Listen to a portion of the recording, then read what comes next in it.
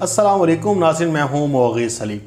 नाज़रीन कराम, जब इमरान खान साहब ने ये बयान दिया कि अगर मैं सड़कों पर निकला, यानी कि अगर मुझे आपने निकालने की कोशिश की तो फिर मैं अगर सड़कों पर निकला तो आपको छुपने की जगह नहीं मिलेगी। उसके बाद से कुछ सहाफ़ियों ने ये तासुर देने की कोशिश की कि इमरान खान साहब ने ये पैगाम अपोजिशन को नहीं दिया बल्कि एस्टेब्लिशमेंट को दिया। लेकिन ये तो एक आम आदमी को भी पता है कि इमरान खान साहब ने यह बयान किसको दिया और क्यों दिया, उसका तनाजुर क्या था और वो क्या बात कर रहे थे। इसके डिटेल में जाने की ज़रूरत नहीं है, लेकिन मैं इतना आपको बता दूं कि इमरान खान साहब अगर एस्टेब्लिशमेंट को पैगाम देना चाहते तो वो किसी और तरीके से दिया जाता। लेकिन ये जो बयान था, ये जो पैगाम था, ये बिल्कुल अपोजिशन के लिए था। क्योंकि देखें, मामलात इस नौयत के नहीं हैं कि इमरान खान और एस्टेब्लिशमेंट के दरमियान कोई चपकलिशा या मामला ख़राब है और इमरान खान साहब को तंग किया जा रहा है, ऐसा बिल्कुल बज़ाहिर नज़र नहीं आ रहा। लेकिन एक जो मामला चल रहा था डील ढील का और नवाज शरीफ के वापस आने का, ये मामला आपको पता है कि एक हफ़्ते से, बल्कि एक हफ़्ते क्या, हम अगर 3.5 साल का मामला ले लें तो इस तरह से बहुत सारी शुंगरियाँ जो हैं, वो शोशे जिसे कहते हैं, वो छोड़े जा रहे थे। अब देखें कि इमरान खान साहब ने एक साफ और क्लियर कट मैसेज दिया अपोजिशन को कि आप ये जो डील का बहाना कर रहे हैं और मामलात लेकर चल रहे हैं, इसलिए मैं आपको बता रहा हूँ कि अगर मैं वापस अगर आ गया सड़कों पर तो फिर आपको छुपने की जगह नहीं मिलेगी। और उनका जो मकसद था बताने का वो यही था कि आपका एहतसाब तो होगा ही होगा, लेकिन आप मुझे डरा धमका नहीं सकते, और अगर आपने ऐसा करने की कोशिश की तो फिर उन्होंने कहा कि इसका रद्दअमल ये आएगा। अब इमरान खान साहब का पैगाम तो आ गया, मीडिया ने उसको कैप्चर भी किया, हेडलाइंस भी बनी और साफ़ी ने उसके ऊपर प्रोग्राम भी किए। लेकिन पीडीएम को जो मरोड़ उठ रहे थे, परेशानी लाहक होगी कि एक उन्होंने बयानिया खड़ा किया, एक अरसा लगाया कि जनाब डील हो रही है, डील मिल रही है, और साफ़ी ने भी कहना शुरू कर दिया कि इमरान खान साहब के दिन गिने जा चुके हैं और वो जाने वाले हैं।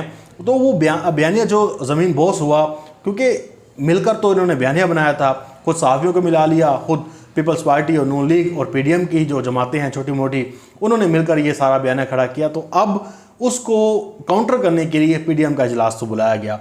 उसमें इजलास बुलाने के बाद अब जो असल मुद्दा था वो यही था कि इमरान खान साहब को घर कैसे भेजा जाए, क्योंकि सारे आपने हरबे तो देख ली हैं कि ना इमरान खान साहब घर गए हैं, ना ही इनका लॉन्ग मार्च हो सका है, ना ही ये जमातें इकट्ठी हो सकी हैं, ना ही पिछला दिसंबर था उसमें कुछ हो सका।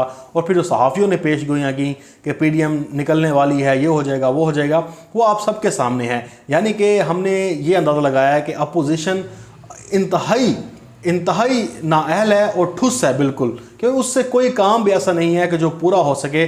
और ये मीडिया पर आकर ऐसे फ़नकार बनते हैं कि जैसे इनसे बड़ा कोई चैम्पियन नहीं है, इनसे बड़ा कोई इनकलाबी नहीं है, और जो नवाज शरीफ बाहर बैठा है उसके हाथ में सारी कमान है, वो जब चाहे हुकूमत गिरा देंगे। इस बयानियों को मज़ीद मजबूत करने के लिए, अपनी अपोजिशन के एक धाक बिठाने के लिए आज जो इजलास हुआ वहाँ पर वही रोला था। फजल रहमान परेशान थे, उन्होंने कहा कि जनाब हमने तो हर तरह का जोर लगाया है, आप देखें पीपल्स पार्टी हमसे निकल गई, नून लीग जो है वो भी मुहम्मद का सहारा ले रही है, कभी कहती है हमें डील मिल रही है, और फिर मैं कहता हूं कि जनाब लॉन्ग मार्च में हमारा साथ दें तो शहबाज शरीफ घर से नहीं निकलता, लाहौर में मेरा इस्तकबाल नहीं किया जाता। तो फजल रहमान इसलिए भी कुछ परेशान दिखाई दिए कि जब भी कोई नया प्लान बनाने लगते हैं तो बीच में से कोई छुरा घूम देता है। पिछली दफ़ा जब हम निकलने की कोशिश करने लगे तो पीपल्स पार्टी ने कहा कि नहीं जी, मेरे हाथ खड़े हैं, मैं तो आपके साथ बस हल्का फुल्का ही चल सकती हूँ, लेकिन अगर इस्तीफ़े देने की बात आई तो हम पीछे हट जाएंगे। नून लीग के हवाले से भी देखा, और फजल रहमान परेशान थे कि जैसे नवाज शरीफ इस इजलास में शरीक नहीं हुए, मरीम नवाज़ ऑनलाइन शरीक थी, एहसन इकबाल भी थे, इसके अलावा दीगर जो चीज़ें हैं वो शामिल थी। लेकिन एक जो अहम तरीन बात थी वो ये थी कि फजल रहमान को अब पता चल गया है कि पीपल्स पार्टी जो उनसे निकली है उनके हाथ से, तो नून लीग खाली रह गई है और वो उन्हें ब्लैकमेल भी करती है। तो फजल रहमान ने ये कहा कि जनाब मेरी ज़रदारी से बातचीत चल रही है, तो आप यूँ करें कि पीपल्स पार्टी को साथ मिला लें, उन्होंने भी निकलना है, हमने भी निकलना है। तो 23 मार्च है, उसकी डेट तो हम चेंज नहीं करते, क्योंकि हुकूमत की तरफ से शेख रशीद बार बार कह चुके हैं कि 23 मार्च पाकिस्तान का एक अहम तरीन दिन होता है। तो आप यूँ करें कि 23 मार्च के बजाय 2-3 दिन पहले कर लें, मार्च करना भी है, या 2-3 दिन बाद कर लें, आप मार्च करें, आपको मार्च से कोई नहीं रोकता। लेकिन एक 23 मार्च जो हमारा एक दिन है अहम तरीन पाकिस्तान का, तो आप उस दिन वो मार्च ना करें। लेकिन आज इन्होंने फ़ैसला किया कि जनाब हम 23 मार्च वाले दिन ही ये मार्च करेंगे। खैर मार्च में मार्च तो होते रहते हैं और बहुत सारे आपने मार्च देखे भी हैं और पहले इसके ऐलानात भी हुए हैं। अब भी कोई नया ये कोई बहाना नहीं है या नई कोई कहानी नहीं है। हर दफ़ा इजलास में अक्सर PDM के इजलासों में जब ये बाहर मीडिया से टॉक करने आते हैं तो साहब ये पूछ लेते हैं कि जनाब आप इजलास पे इजलास तो करते रहते हैं और तारीख पे तारीख भी देते हैं, लेकिन असल जो मामला है वो ये है कि इमरान खान साहब अपनी कुश्ती पर वर्जमान है, वो प्राइम मिनिस्टर ऑफ पाकिस्तान है। आप यहाँ पर नए नए दावे लेकर आ जाते हैं और उसके बाद फिर आप गायब हो जाते हैं, कोई आपका हल नज़र नहीं आता। आज भी PDM के इजलास में यही हुआ कि फजल रहमान बड़े काफ़ी परेशान दिखाई दिए। उन्होंने कहा कि जनाब हम तो एक बयानिया बनाते हैं सबको साथ लेकर चलने का, लेकिन इमरान खान साहब आते हैं वो उड़ा के रख देते हैं, तो उसके लिए एक ठोस बयानिया बनाया जाए। अब ठोस बयानिया क्या था आप देखें, अंदाज़ा लगाएं कि PDM ने एक जो नया बयानिया बनाया, वो ऐलान जो किया वो किया है कि 23 मार्च को तो हम मार्च करेंगे, लेकिन इस्लामाबाद में जिस जगह पर आना है वो जगह हम नहीं बता रहे आपको। आप देखें सस्पेंस की इंतहा देखें कि ये PDM ने रखा है कि हम इस्लामाबाद में तो आएंगे लेकिन आपको जगह नहीं बताएंगे कि धरने का मकाम जो है वो कौन सा होगा। यानी कि बहुत बड़ा ख़जाना है, उन्होंने आगे लुटा देना है और वो मकाम नहीं बता रहे कि भाईजान हमने यहाँ पर आकर करना है कि धरना देंगे या ये करेंगे वो करेंगे। ये सस्पेंस आप देखें। अब जो मैं कंक्लूड करने वाला हूँ ये है कि देखें ये PDM का अब जो नई शुरली जो आई है हुकूमत को गिराने के लिए, ये एक खाम खां की एक हरारकी पैदा करेगी। और हम देखेंगे कि हमारा मीडिया इनसे ये सवाल नहीं पूछेगा कि भाई आप पिछले जो 3.5 सालों से करते आए हैं उसमें आउटकम क्या निकला, उसके ऊपर बात कर लेते हैं पहले, या आप जो नई तारीख पर लेकर आ जाते हैं लॉन्ग मार्च की और उसके ऊपर बात करते हैं। उस पर बात करने के बजाय इनको उनका पिछला हिसाब करना चाहिए कि आप PDM बना रहे हैं, आपने जो इजलास किए हैं, आपने जो बात की है, आपने जो दावे किए हैं, किसी एक दावे को तो आप बता रहे कि आपने सच कर दिखाया हो, लेकिन वो हमें नज़र नहीं आता। तो इससे आप अंदाज़ा लगा लें कि ये जो इजलास हुआ है इसको बड़ी हाइप दी जा रही है और हेडलाइंस में ऐसे चलाया जा रहा है। आप देख लें जाके किसी भी हेडलाइंस को, उनकी पहली टॉप स्टोरीज़ में से ये स्टोरी है कि 23 मार्च को ऐलान हो गया है जी और तारीख नहीं तब्दील की जाएगी और PDM मैदान में आ रही है, ये हो रही है वो हो रही है। अब क्या दमादम मस्त कलंदर करेंगे,